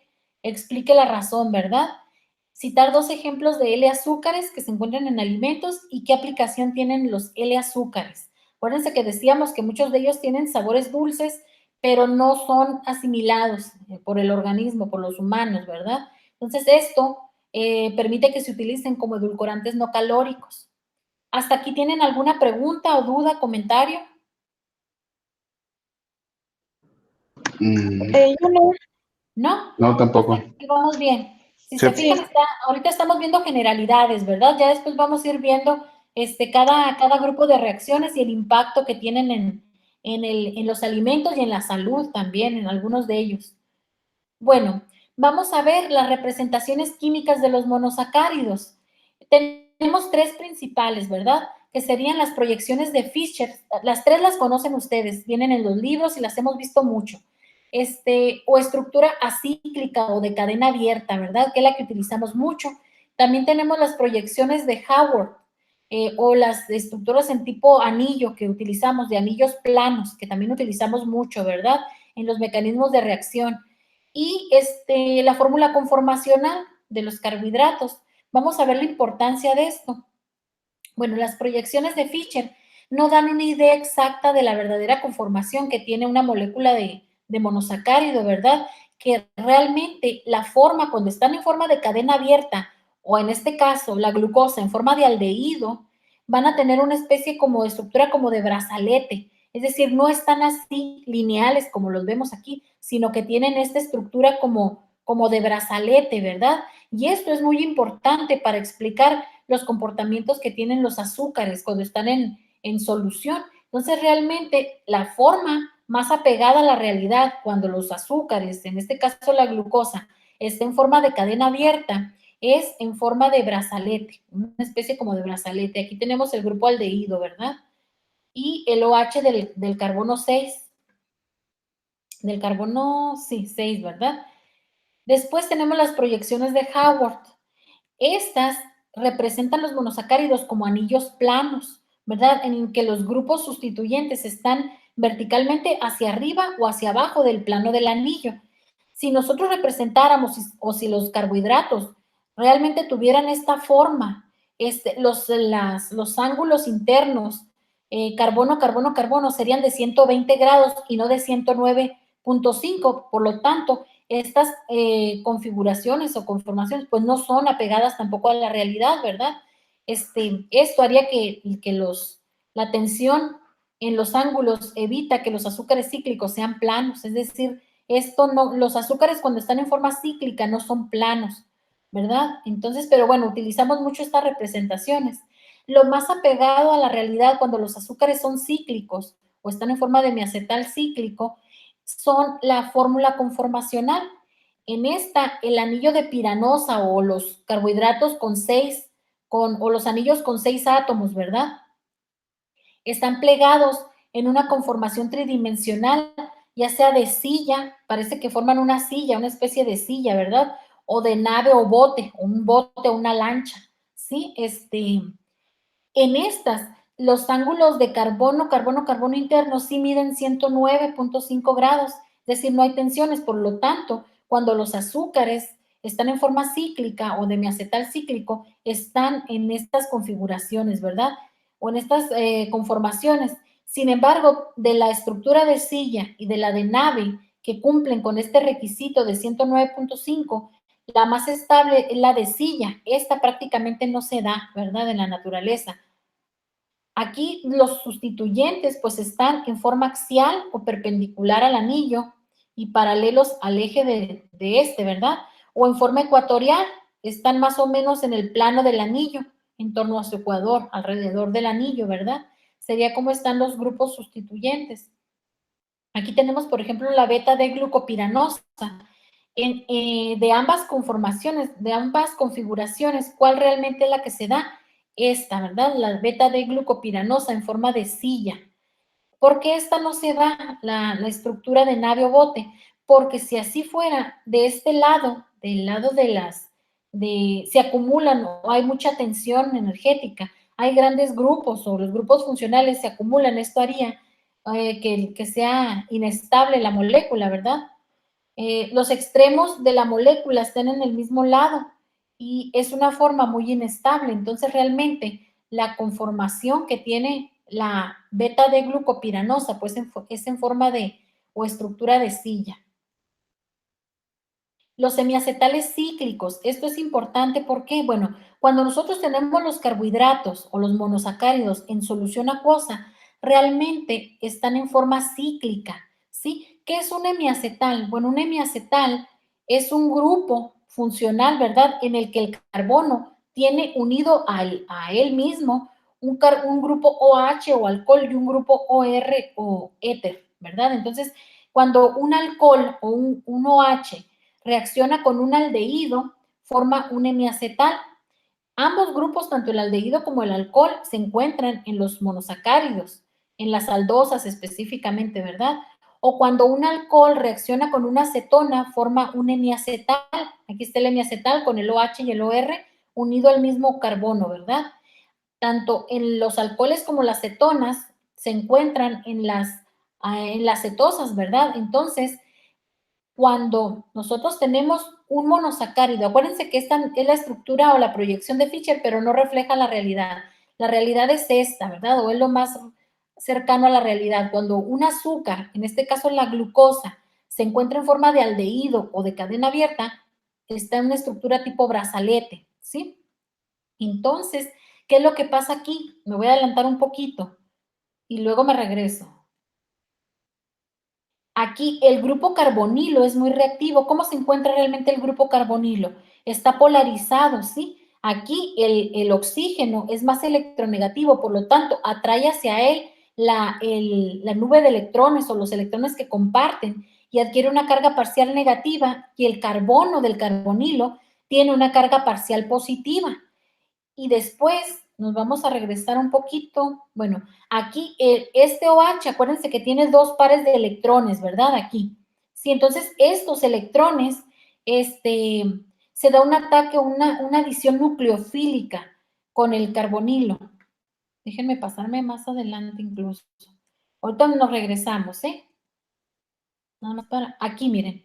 Sí, cuando un grupo OH está lo suficientemente cerca del grupo carbonilo, ¿qué va a pasar? Que aquí tiene electrones y compartir que buscan, ¿verdad? Un núcleo con carga parcial positiva como el carbono. Entonces se da una adición nucleofílica. Aquí el par de electrones que de la doble ligadura pasan al carbonilo. En este caso es una acetona, ¿verdad? Pero cuando tenemos las aldosas, aquí por ejemplo, es lo mismo, ¿verdad? Pasan acá y suelta o libera al hidrógeno, el cual forma el OH acá y se cierra el anillo. Cuando se cierra este anillo, se da la adición nucleofílica. Este proceso es reversible, ¿verdad? Aquí lo indican las flechas. El OH puede quedar hacia abajo y formar un anómero alfa, o hacia arriba con un anómero beta. Entonces, aquí en este caso, cuando un grupo hidroxilo, en este caso, se localiza a 4 o 5 carbonos del grupo carbonilo dentro de la misma molécula de monosacárido, interactúan mediante una adición nucleofílica reversible, produciendo un hemiacetal cíclico. Cuando se cierra, si se fijan, se convierte en un hemiacetal, es decir, el carbono, que ahora le conocemos como carbono anomérico o carbono quiral, ¿verdad? Queda que tiene un OH y un OR unido al mismo carbono, por lo tanto, cuando está en forma cíclica es un hemiacetal. Aquí no es un hemiacetal, es un aldehído, ¿verdad? La glucosa está en forma de aldehído, pero aquí está en forma de hemiacetal cíclico. Sí, y el hemiacetal pues puede ser alfa, lo que decíamos, un alfa anómero, o si queda el OH hacia arriba, pues un beta anómero. Aquí, por ejemplo, tenemos la fructosa, que es lo mismo, ¿verdad? Se da una adición nucleofílica que es reversible. Esto tanto se está cerrando como se está abriendo el anillo, ¿sí? Cuando está en solución acuosa, transcurren estas dos formas, ¿verdad? Se cierra, se abre, se cierra, se abre hasta que se alcanza un equilibrio y una determinada concentración de ambas formas, tanto la abierta como la de hemiacetal cíclico. Aquí tenemos, por ejemplo, la fructosa, que forma una alfa fructofuranosa. Otra cosa, ahorita vamos a ver a los azúcares en la forma cíclica o de hemiacetal cíclico que tienen seis átomos formando el anillo. Por ejemplo, aquí es 1, 2, 3, 4, 5, 6, se les conoce como piranosas y se le da la terminación piranosa. Aquí sería alfa de glucopiranosa, ¿verdad? Si se fijan, a la glucosa se le va a dar la terminación piranosa siempre y cuando esté formando un anillo, un hemiacetal cíclico. En esta forma no es una piranosa, no es un anillo de seis átomos, ¿verdad? En el caso de la fructosa, aquí está, cuando forman anillos de 5 se les da la terminación, o se les conoce como furanosas. En el caso de la fructosa, aquí está formando una furanosa, alfa fructofuranosa, ¿verdad? El OH del carbono 2 aquí queda hacia abajo, es alfa, es un número alfa y se le da la terminación de furanosa porque son 5, 1, 2, 3, 4, 5 los átomos que forman el anillo. Sí, ahora, la glucosa puede formar también furanosas, ¿eh? Pero unas son más estables que otras, ahorita vamos a ver. Hasta aquí más o menos me di a entender. Sí. Sí, también. Ok, entonces, recapitulando, Los azúcares realmente cuando están en solución acuosa se encuentran yendo y viniendo, ¿verdad? Entre estas dos formas, entre la forma de hemiacetal cíclico y la forma de cadena abierta. Vamos a ver cuál de las dos es más favorecida. Entonces, todo esto, de todos modos, ustedes lo pueden checar tanto en los libros como en la presentación que está en la plataforma, que es esta la presentación, ¿verdad? Aquí también viene un poquito más, como consecuencia de esta polarización, un nucleófilo, que en este caso sería el OH, ¿verdad? Que tiene dos pares de electrones sin compartir, ataca al átomo de carbono debido a que tiene una carga parcial positiva. Un nucleófilo es una especie que reacciona cediendo un par de electrones libres a otra especie, que sería el electrófilo, combinándose y enlazándose covalentemente, ¿verdad?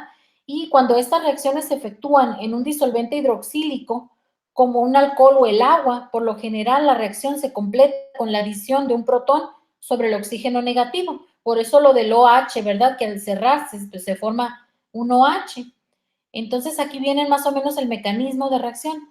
Ahora bien, lo que decíamos ahorita, en solución acuosa, la glucosa está principalmente en forma de piranosa o anillo de 6 átomos, ¿verdad? Más que de furanosa. O en el caso de la fructosa, en solución acuosa la fructosa se encuentra en una proporción aproximada de 80% en forma de piranosa y 20% de furanosa o anillo de 5 átomos. Entonces, lo que decíamos también ahorita, cuando un monosacárido de cadena abierta se cicla a la forma de piranosa o furanosa, se genera una quiralidad en el carbono que estaba como carbonilo. El carbono 1 aquí, que estaba en forma de carbonilo, formando el aldehído, ahora, al formar el hemiacetal cíclico, se le conoce como, bueno, forma un nuevo carbono quiral. Este carbono aquí no es quiral, si se fijan. La doble ligadura al oxígeno pues hace que no sea quiral, ¿verdad? No tiene 4 grupos sustituyentes diferentes. En el caso del carbono quiral o cuando se cierra, tiene 4 grupos diferentes unidos a él, el OH, el hidrógeno, el OR y el CR, ¿verdad? O lo que está de este lado. Entonces, este carbono los dos diasterómeros producidos se llaman anómeros, lo veíamos al principio, ¿verdad? Puede ser alfa, es un anómero alfa si el OH queda hacia abajo y un anómero beta si queda hacia arriba, ¿verdad? A este carbono, ahora el carbono 1 en el anillo, se le conoce como carbono anomérico o carbono hemiacetálico, ¿sí? Aquí tenemos igual para la fructosa cómo se da el mecanismo de reacción, ¿verdad? La adición nucleofílica y cómo se forma el anómero alfa o el anómero beta. Cada uno de estos va a tener características diferentes, cada número tiene propiedades diferentes. Vamos a ver qué es la mutarrotación, tiene relación con lo que acabamos de ver, ¿verdad? Cuando nosotros, por ejemplo, si nosotros ponemos en solución acuosa bajo cierta temperatura, en este caso 31 grados, si nosotros ponemos glucosa en la forma de aldehído y la dejamos reposar, una solución acuosa de glucosa, 100% de glucosa ponemos, ¿verdad? Ponemos 100% de D-glucosa de cadena abierta, vamos a suponer, a 31 grados, y lo dejamos que alcance el equilibrio.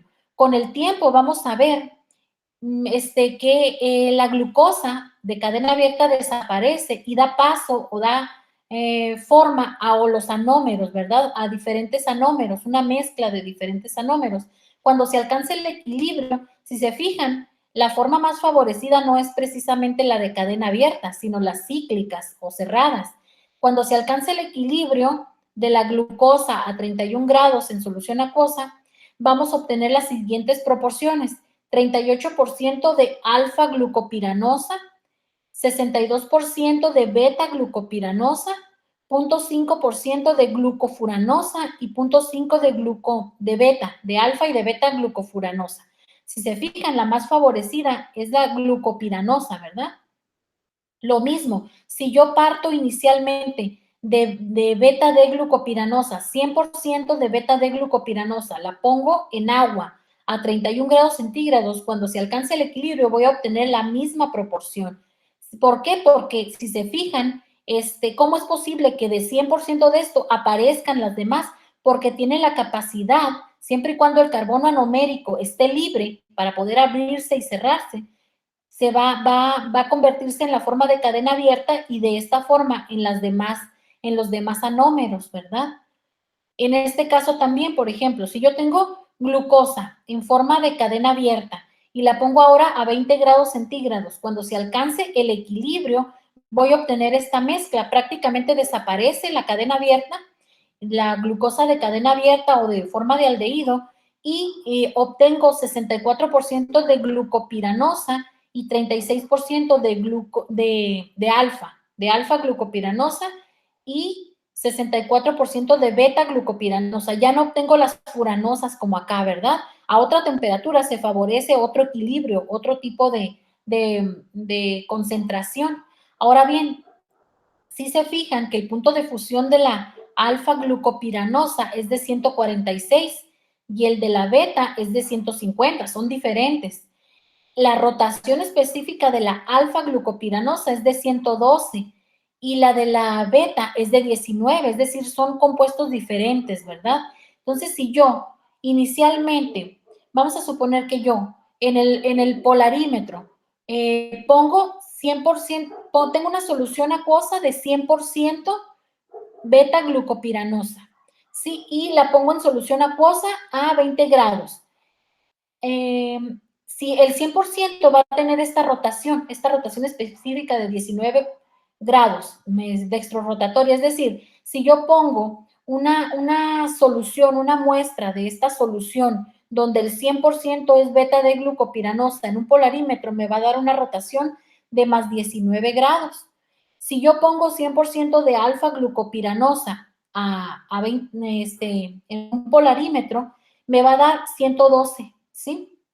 Pero cuando se alcance el equilibrio entre estas, en esta mezcla, si yo pongo, una vez que se alcanzó este equilibrio, es decir, que ahora en la solución ya no tengo 100% de beta glucopiranosa ni 100% de alfa, sino tengo 64% de beta glucopiranosa y 36% de alfa glucopiranosa. Esa mezcla, si yo pongo una muestra de esa mezcla en el equilibrio a 20 grados, ¿verdad? Voy a obtener una rotación específica de 52.6, ¿sí? Si se fijan, cambió, ¿verdad? Este cambio en la rotación óptica que acompaña a la epimerización se llama mutarrotación y se debe a la lenta conversión de los anómeros puros en mezclas 36-64, es decir, 36% de uno y 64% del otro.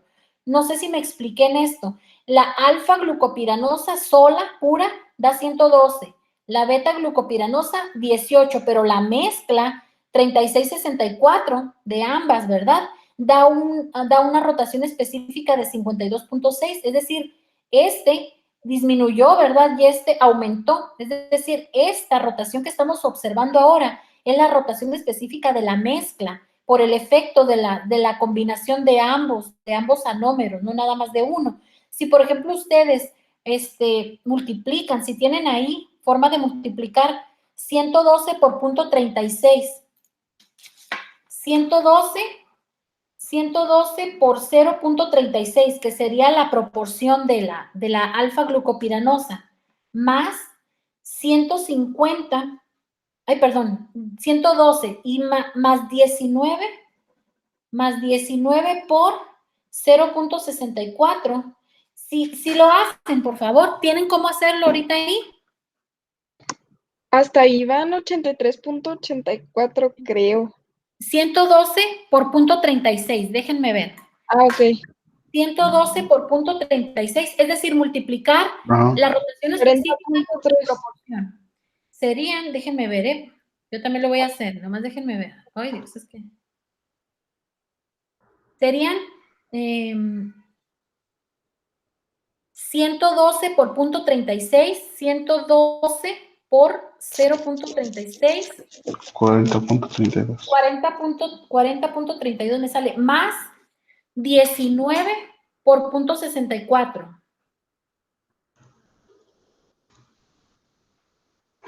Da 12.16, ¿verdad? Es decir, 40.32 más 12.64. Ay, Dios.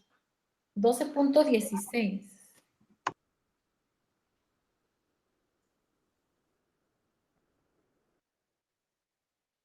52.48, ¿verdad? Ujú. Sí, Sí. más o menos es, por los decimales varía un poco, pero es 52. Prácticamente este 52 que observamos es el resultado de la influencia de ambos anómeros en las proporciones en las que se encuentran. No sé si me explico. ¿A qué le llamamos entonces mutarrotación o el fenómeno de mutarrotación? A ese intercambio o a ese cambio de las rotaciones específicas. Cada uno en forma individual cambió para obtener la de la mezcla. No sé si me explico. Esto es posible siempre y cuando el carbono anomérico de cada uno de los semiacetales esté libre. Si se fijan, el OH está libre, por lo tanto, se puede abrir y cerrar el anillo, y al poderse abrir, puede interconvertirse, ¿verdad?, con el otro anómero. Si esto por algún motivo estuviera bloqueado, es decir, este OH o el de aquí, este OH, estuvieran reaccionando, hubiesen reaccionado con otra cosa, es decir, el carbono anomérico no estuviese libre, el OH del carbono anomérico no fuese libre, esta interconversión no se podría dar, por lo tanto, ese compuesto no presentaría mutarrotación. No sé si me expliqué en esto. Ojo con esto, para que se presente la mutarrotación en los monosacáridos, el OH del carbono anomérico debe estar libre para poder abrirse y cerrarse el anillo, ¿verdad? ¿A qué nos lleva esto? A que los azúcares reductores, que son los que nos interesan en el caso de la reacción de Maillard, porque la reacción de Maillard es una reacción de oscurecimiento que se da entre azúcares reductores y grupos amino. Bueno, los azúcares reductores precisamente presentan mutarrotación, es decir, los azúcares reductores son aquellos que tienen el OH del carbono anomérico libre. Me voy a saltar un poquito, me voy a adelantar un poquito para que vean por qué la sacarosa o azúcar de mesa no es un azúcar reductor. Nos adelantamos, ¿verdad? No es un azúcar reductor porque algo está impidiendo que el OH del carbono anomérico sea libre. Vamos a ver, ¿verdad? Me voy a adelantar un poquito a los oligosacáridos, nada más para ver ese ejemplo de la mutarrotación. Déjenme ver, déjenme ver.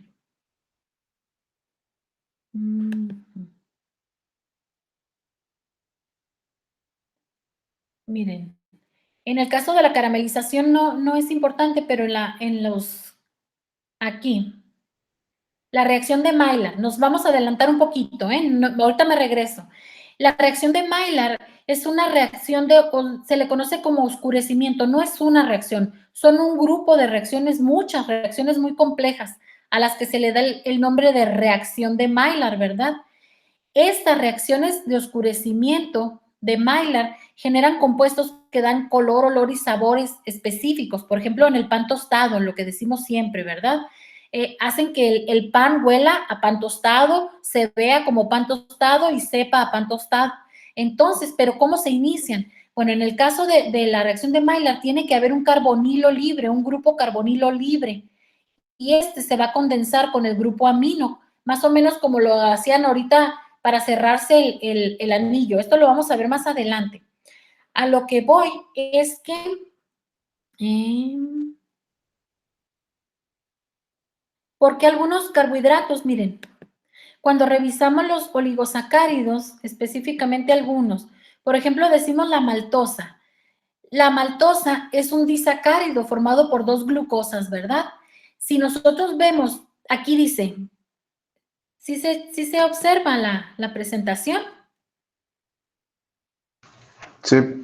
Dice aquí, exhibe mutarrotación. Es decir, para que pueda reaccionar en la reacción de Maillard o que participe en la reacción de Maillard, necesita presentar mutarrotación.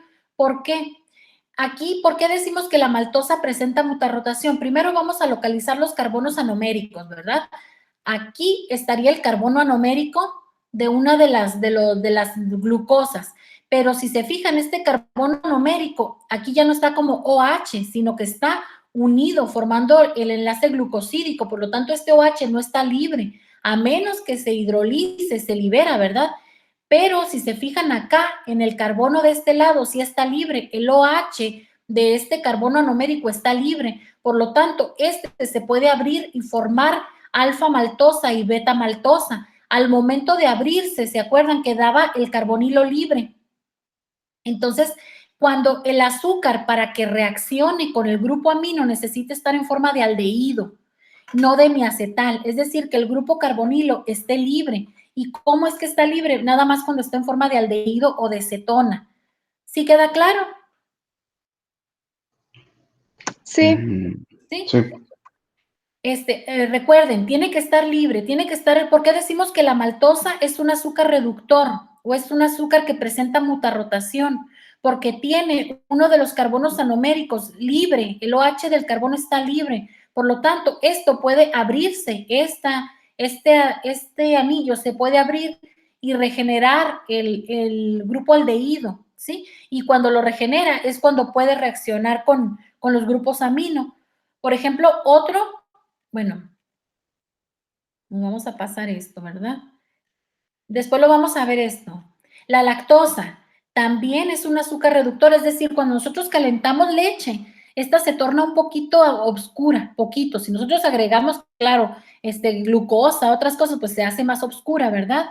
Para los jamoncillos, es decir, la lactosa participa en reacciones de tipo Maillard o de oscurecimiento. ¿Por qué? Porque es un azúcar reductor. ¿Y por qué es un azúcar reductor? Porque tiene el OH de uno de los monosacáridos libre. Si se fijan, el carbono anomérico aquí no está libre, este OH no está libre, pero el de acá, el OH del carbono de la glucosa, del carbono anomérico de la glucopiranosa, sí está libre. Por lo tanto, al abrirse, regenera el aldehído y de esta forma puede participar en reacciones de oscurecimiento. También vamos a obtener, gracias a la mutarrotación, vamos a tener alfa lactosa y beta lactosa con diferentes propiedades y con un diferente impacto en la calidad de los alimentos que vamos a ver más adelante. Sí queda claro que la lactosa presenta mutarrotación y es un azúcar reductor. Sí. sí, ¿Sí? Ahora, ¿por qué la sacarosa o azúcar de mesa está formada, también es un disacárido formada por glucosa y por fructosa? Pero fíjense, el carbono, el OH del carbono anomérico de la glucosa no está, y el OH del carbono 2 de la fructosa tampoco, del carbono anomérico no está. Es decir, ambos monosacáridos están unidos precisamente por sus carbonos anoméricos, ¿sí se fijan? Por lo tanto, sus carbonos anoméricos no están disponibles, no se puede abrir esto y generar la cetosa, ni abrirse y generar la aldosa. Entonces, tal cual la sacarosa, como la vemos aquí, no es un azúcar reductor, no puede participar en reacciones de Maillard. Sí puede en la de caramelización, pero ese es otro mecanismo, ¿eh? Pero en la de Maillard, donde se requiere que el OH del carbono anomérico esté libre, no se puede. Sí queda claro por qué la sacarosa no participa en reacción tipo Maillard. Ahora, si yo la hidrolizo, pues ya voy a tener glucosa y fructosa y esas ya sí pueden participar, ¿verdad? Pero así como molécula, como sacarosa, no puede participar. ¿Por qué? Porque no tiene OH del carbono anomérico libre. El OH de ambos carbohidratos se unieron, se condensó y formaron un enlace glucosídico. Entonces, por esta razón, la sacarosa no presenta mutarrotación, es decir, esto no se va a abrir, no va a formar alfa sacarosa ni beta sacarosa. No sé si me expliqué. Sí. ¿Sí? sí, Entonces, por eso es importante. Aquí podríamos ver lo de la mutarrotación, ¿verdad? Y en otras cosas que vamos a ver. Déjenme salirme aquí. Entonces, sí queda claro de dónde lo de la mutarrotación, ¿verdad? Va a presentar un carbohidrato, un monosacárido, va a presentar mutarrotación, es decir, puede cambiar bueno, sí, va a poder intercambiarse con los diferentes anómeros siempre y cuando el OH del carbono anomérico esté libre, ¿verdad? No esté unido a nada, no esté bloqueado. Déjenme ver dónde me quedé.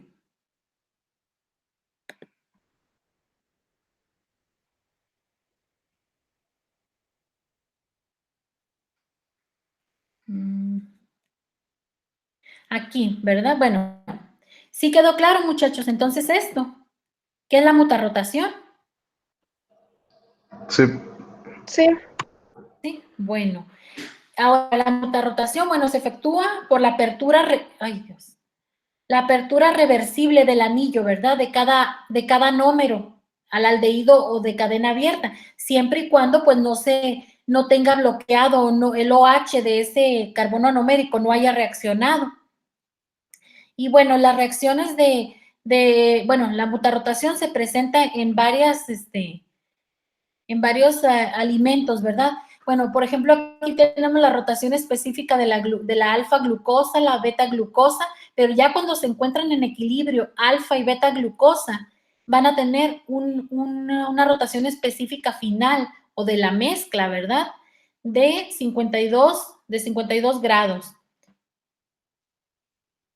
Ahora bien, ¿por qué creen ustedes que las proporciones, cuando se alcanza el equilibrio, no, la proporción de un anómero y de otro no es igual, si se fijan, en ningún caso, ¿verdad? ¿Por qué predomina este? Pues porque es la forma más estable. Acuérdense que siempre va a predominar la forma más estable y así sucesivamente. La más estable será la beta-glucosa, es decir, en pocas palabras, en la naturaleza y en los alimentos, la mayor parte de las veces la glucosa, y dependiendo de las condiciones, ¿verdad? La glucosa se encuentra como glucopiranosa, beta-glucopiranosa, ¿verdad? Un anillo de 6 átomos y en forma beta o como anómero beta. La alfa pues estará en menor cantidad siempre, ¿verdad? Dependiendo por ejemplo, aquí en estas condiciones, y claro, cada una va a tener diferentes propiedades, ¿verdad? Y los cristales de la beta-glucopiranosa serán diferentes a los de la alfa-piranosa. Esto toma importancia, por ejemplo, en el caso de la lactosa, que vamos a ver más adelante. La lactosa, cuando alcance el equilibrio, va a tener cierta proporción de alfa-lactosa y de beta-lactosa. Creo que la alfa-lactosa forma cristales más pequeñitos y la beta forma cristales más grandes. En el caso de los alimentos concentrados como las leches azucaradas, la lechera, por ejemplo, la leche condensada azucarada, la forma en la que cristaliza la lactosa es muy importante para la sensación de la textura, o en el caso de los jamoncillos, por ejemplo. Entonces, lo que queremos es que se forme el anómero, cuyos cristales son más pequeñitos, ¿verdad? Y que tienen poca influencia en una textura arenosa del alimento. O en el caso de la leche que se seca, la leche deshidratada para bebés, por ejemplo, el secado por aspersión es tan rápido que puede hacer que la lactosa cristalice, no le da tiempo de cristalizar en una forma o en otra, y hace una mezcla. Esa es la lactosa amorfa, una mezcla de lactosa alfa y lactosa beta. Y esa mezcla o la lactosa amorfa tiene propiedades higroscópicas muy importantes, es decir, se humecta muy fácil con la humedad del ambiente, obviamente, y eso trae muchos problemas en la calidad de la leche deshidratada o en el proceso de secado. Imagínense que estar secando y que la lactosa se les empieza a hacer chiclosa, no chiclosa la lactosa como tal, ¿verdad? Sino la leche. ¿Por qué? Porque la lactosa amorfa está adquiriendo mucha humedad del ambiente. Entonces, ahí es donde podemos ver la importancia que tiene este fenómeno de mutarrotación de los monosacáridos, ¿verdad? La forma en la que predomine, el anómero que predomina, va a tener mucho impacto en la calidad del alimento. Y como vemos, nosotros podemos hacer que se forme uno o se forme otro, favorecer la formación de uno o de otro, dependiendo de las condiciones, entre otras, de temperatura, ¿verdad? Entonces, bueno, ya vimos lo que es la mutarrotación, ¿verdad? Derivados de los monosacáridos. Vamos a ver hasta dónde alcanzamos de los derivados de los monosacáridos. Bueno, tienen muchos derivados los monosacáridos. Por ejemplo, están los aminoazúcares. En estos, en los aminoazúcares, uno de los grupos OH del azúcar, generalmente el del carbono 2, se encuentra sustituido por un grupo amino. Ejemplo, es el grupo amino también se puede encontrar acetilado, como por ejemplo en el caso de la N-acetilamida, ¿verdad? Y bueno, la N-acetilamida, pues es la unidad estructural que forma la quitina. ¿Y qué es la quitina? Es un polisacárido lineal que se encuentra en los hongos y da rigidez también al caparazón de langostas, cangrejos, camarones, crustáceos, eso que truena, ¿verdad? Cuando de los camarones, por ejemplo, es quitina, que es el polisacárido y está formado por por el monosacárido, que es un derivado de los azúcares, es un aminoazúcar específicamente, la N-acetilamida, ¿sí? Si nosotros hidrolizamos la quitina, el oligosacárido más pequeñito que obtenemos sería la quitobiosa. ¿Por qué es importante este? Bueno, también otros ejemplos de aminoazúcares serían los que forman parte de la capa caseína, que es una glucoproteína de la leche, a la cual se unen mediante enlace éster, ¿verdad? Serían ejemplos de dónde podemos encontrar en forma natural los aminoazúcares. Aquí esto en cuanto a la quitina, lo que decíamos ahorita, la quitina es un polisacárido, ¿verdad? Bueno, hay algunos artículos y en la escuela incluso el doctor León, creo, y no sé si hay más maestros que trabajan con películas comestibles, es decir, pues sí, fabricar o hacer películas que sean biodegradables como para empaques de alimentos o para otras funciones, ¿verdad? Y entre lo que se puede utilizar sería el cascarón o la cáscara del camarón, también cáscara de plátano se ha utilizado para fabricar películas comestibles con muchas propiedades, ¿verdad? Ya sea para recubrimiento de alimentos y que se puedan consumir o para que la biodegradación pues, sea más rápida. Entonces aquí tenemos dos artículos que sería la quitina y quitosano, materiales del pasado para el presente y el futuro, avances en química, ¿verdad? Y lo dice, potenciales aplicaciones de las películas de quitosano en alimentos de origen animal. Entonces, si se fijan, pues estamos hablando de un polisacárido que es la quitina, que se me olvida el nombre, la quitina como precursor o como material para la generación o fabricación de películas comestibles, ¿verdad? Con muchas propiedades. Estos artículos están un poquito viejitos, del 2006, 2012, pero si a ustedes les interesa buscar sobre películas comestibles, pues seguramente podrán encontrar más, ¿verdad? Vamos a ver después que los carbohidratos, sobre todo los polisacáridos, entre sus propiedades tienen eso de formar películas. También, por ejemplo, el almidón, tan es así, tan forma películas que nosotros cuando lo hacemos engrudo, ¿verdad? Podemos extender una capa delgada pequeña, una capa de engrudo sobre un plato, por ejemplo, sobre un vidrio, y vamos a ver que cuando se seca podemos levantarlo como tipo película o como como una peliculita, ¿verdad? Podríamos decir. Claro que las propiedades son quebradizas, etcétera, pero bueno, los polisacáridos tienen la capacidad de alinearse a lo largo de las cadenas y formar enlaces entre ellos y películas. Entonces, como por ejemplo aquí el quitosano, la quitina, si se fijan cómo se alinean entre ellos y cómo se unen y forman películas, ¿verdad?